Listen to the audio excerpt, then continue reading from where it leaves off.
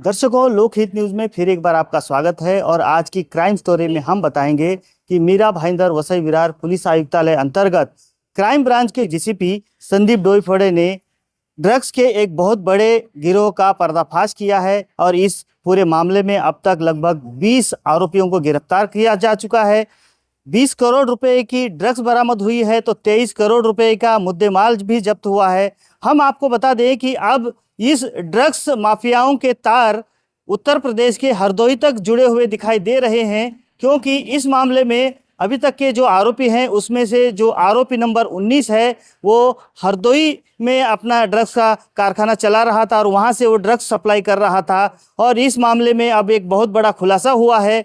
अभी तक इस मामले में 20 आरोपियों को गिरफ्तार किया जा चुका है।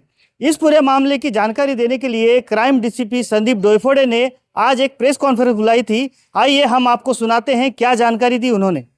मीरा भाईंदर वसई विरार पुलिस कमिश्नरेट में माननीय पुलिस आयुक्त श्री निकेश कौशिक सर, इनके मार्गदर्शन में लगातार अमली पदार्थ विरोधी कार्रवाई जारी है। नया नगर पुलिस स्टेशन में रजिस्टर हुआ CR नंबर 102/26 में अब तक 18 आरोपियों को अरेस्ट किया है और 21 करोड़ का तक के मुद्देमाल उसमें जब्त हुआ है। आरोपी नंबर 19 को यूनिट 4 क्राइम ब्रांच ने इन्होंने अरेस्ट किया और उससे जो मालूमात मिली उसके तहत आगे इन्वेस्टिगेशन करते समय हमें हरदोई यूपी यहाँ पे 1 किलो 26 ग्राम MD के सहित MD बनाने के लिए जो फैक्ट्री सेटअप और जो केमिकल्स मिलते हैं वहाँ उस जगह पे छापा मार के यूनिट 4 ने उसको जब्त किया है। अब तक के इस केस में 20 आरोपियों को अरेस्ट किया गया है और तकरीबन 23 करोड़ का प्रॉपर्टी अब तक इसमें सीज की गई है।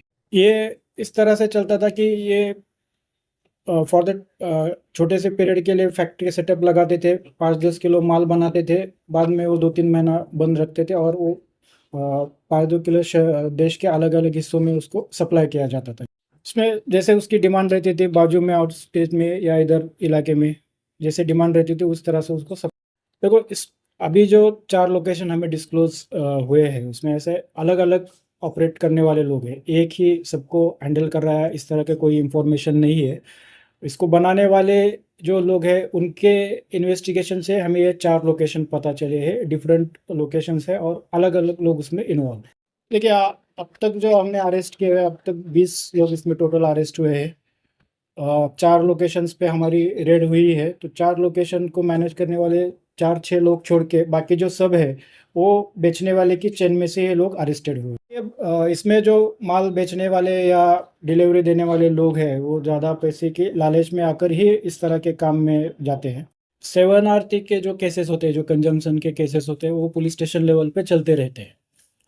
क्राइम ब्रांच केसेस यहाँ से स्टार्ट करती है, जो बेचने वाला पेडलर है उसको पकड़ के कहाँ से माल आया उसका बैकवर्ड लिंकेज लेके उसको करती है। आपका जो है जो कंजम्पशन करने वाले लोग हैं वो हमारी फ़िलहाल प्रायोरिटी नहीं है, वो बनाने वाले और बेचने वाले लोग प्रायोरिटी। सर मेरा सवाल ऐसा है कि अभी तक तो सिर्फ मैन्युफैक्चरर को ही पकड़ा जाता है, लेकिन इसका जो रॉ मटेरियल सप्लाई होती है ऐसे लोगों पर कार्रवाई करते हुए दिख नहीं रहे अभी तक। क्योंकि अगर इनका सोर्स ही अगर कम होगा तो मैन्युफैक्चरिंग अपने आप बंद हो जाएगी, तो ऐसे लोगों पर कब कार्रवाई होगी?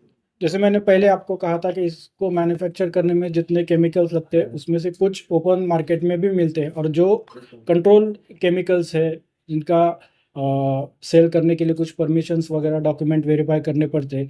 ये इसके अलावा भी अगर किसी ने बेचे हैं तो उनका हमारे इन्वेस्टिगेशन में आएगा, तो हम अप्रोप्रिएट एक्शन उनके ऊपर भी लेने होंगे। देखिए, एक तो सबको पता है कि नारकोटिक्स ड्रग्स का नशा हर एक की ज़िंदगी बर्बाद करता है, तो उसको किसी भी तरह का सपोर्ट ना करे। दूसरा है कि जो इसमें पैसे के लालच में आकर कोई पेडलिंग का या बेचने का, डिलीवरी देने का काम के झांसे में ना के अपना फ्यूचर बर्बाद ना करे।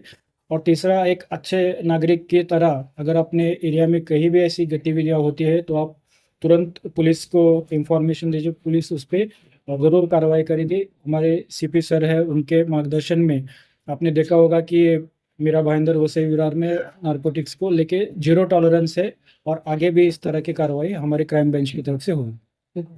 तो देखा आपने, इस प्रकार से क्राइम डीसीपी संदीप डोईफोड़े ने जानकारी देते हुए बताया कि जिस ड्रग नेक्सस की शुरुआत नया नगर से हुई थी, अब उसके तार पूरे देश में हर ज़िले में जुड़ते हुए नज़र आ रहे हैं। इससे पहले भी इसी मामले में तेलंगाना से भी कुछ आरोपियों को गिरफ्तार किया गया था और वहां से भी ड्रग्स की फैक्ट्रियों को उजागर किया गया था। और अब इसके तार उत्तर प्रदेश से भी जुड़ते हुए नज़र आ रहे हैं, जहां पर हरदोई से ये ड्रग्स के माफियाओं को गिरफ्तार किया गया है। तो इस प्रकार से इन पूरे ड्रग्स के मामले में आरोपियों की संख्या बढ़ती ही जा रही है और रोज़ एक नया खुलासा हो रहा है।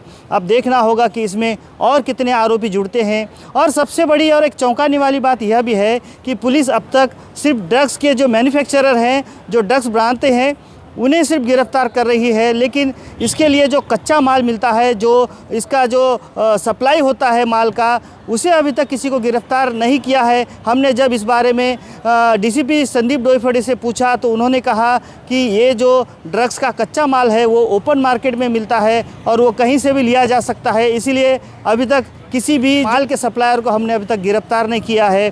तो अब देखना होगा कि क्या इस तरह से जो कच्चा माल इन ड्रग्स माफियाओं को मिलता है उस पर भी कोई नकेल कसी जाएगी और उस पर भी कोई कार्रवाई होगी, जिससे कि ये ड्रग्स की मैन्युफैक्चरिंग बंद हो। ये देखने वाली बात होगी।